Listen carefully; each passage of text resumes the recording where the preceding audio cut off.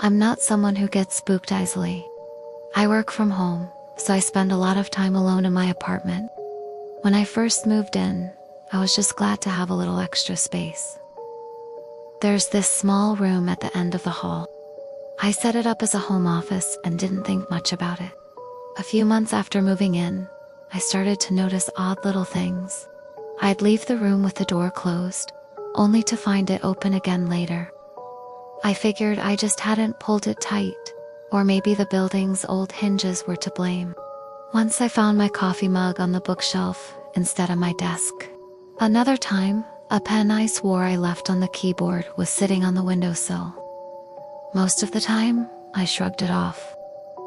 I can be absent-minded, especially when I'm distracted by work or on a call. I'm not organized, but I'm not a mess either. I guess it was just normal stuff, little lapses in memory. Life is busy.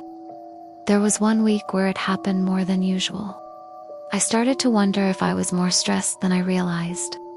My sister laughed when I told her and said I was turning into our mom, always misplacing things. She suggested I make a habit of double-checking the room before bed, just to be sure. I took her advice. I'd shut the door every night and checked that nothing was out of place. Still, sometimes the next morning the door was ajar or a book was moved. I mentioned it to my neighbor, mostly as a joke. She told me old buildings shift a lot, and the doors never quite line up. She even said sometimes her closet swings open if the wind picks up. We both had a laugh about it. After a while, I stopped worrying. I started seeing it as part of the apartment's charm. Now and then, the door still opens by itself. Sometimes I find a mug or a pen in a different spot. But there's always a reason, even if I can't remember it in the moment. I guess that's just life's small mysteries you learn to live with.